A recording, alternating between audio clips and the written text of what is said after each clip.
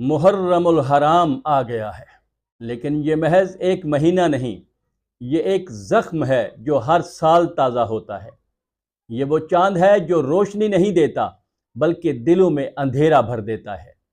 یہ وہ ہلال ہے جو آسمان پر نہیں، کربلا کی تپتی ریت پر خون میں نہایا ہوا ابھرتا ہے۔ چار سو عالم میں صف عذاب بچھ جاتی ہے۔ مجھ حقیر فقیر پر اللہ اور آل محمد علیہ السلام کا یہ کرم ہوا کہ انہوں نے ایک گاؤں میں عشرہ محرم کروانے کی خدمت مجھے عطا کی، اور میں 23 سال سے یہ خدمت انجام دے رہا ہوں۔ اسی لیے 7-8 دن سے میری کوئی ویڈیو اپلوڈ نہیں ہوئی، کیونکہ ہم عشرہ محرم کے انتظامات میں مصروف تھے۔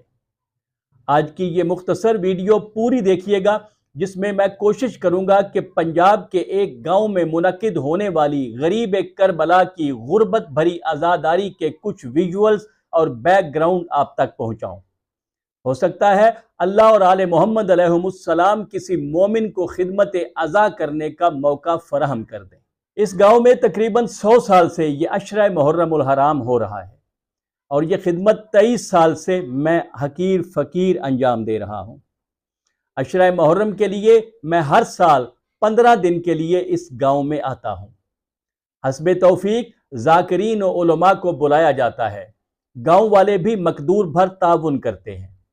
مجالس محرم کا یہ سلسلہ 10 محرم تک نہیں بلکہ 11 محرم تک جاری رہتا ہے، کیونکہ جب سے محرم کا یہ سلسلہ شروع ہوا ہے تب سے ہی اس وقت کے بزرگوں کے اپنے علاقے کے لوگوں سے انڈرسٹینڈنگ کے مطابق جلوس کا دن 11 محرم ہی رکھا گیا تھا۔ سارا عشرہ روزانہ شہداء کے تابوت، علم اور جھولا برآمد ہوتے ہیں، اور شب عاشور بھی جلوس و ماتمداری ہوتی ہے۔ میں کوشش کروں گا کہ شب عاشور اور 11 محرم کے جلوس ذوالجناح کی تمام کارروائی آپ کی خدمت میں پیش کروں۔ محرم اور مجالس کے لیے ہم نے امام بارگاہ کے لیے یہاں 1 کنال زمین خرید رکھی ہے۔ اس جگہ پر ہم ٹینٹ وغیرہ لگا کر عزاداری مظلوم کربلا کا انعقاد کرتے ہیں۔ دل بہت چاہتا ہے، اور ہم نے کوشش بھی کی کہ اس جگہ کے ساتھ کچھ جگہ اور شامل کر کے اس پر امام بارگاہ کی عمارت تعمیر کر لیں، لیکن ہمیں مطلوبہ وسائل میسر نہ ہو سکے۔ آج سوشل میڈیا کے اس پلیٹ فارم کے ذریعے اپنا یہ درد دل آپ کے سامنے رکھ رہا ہوں۔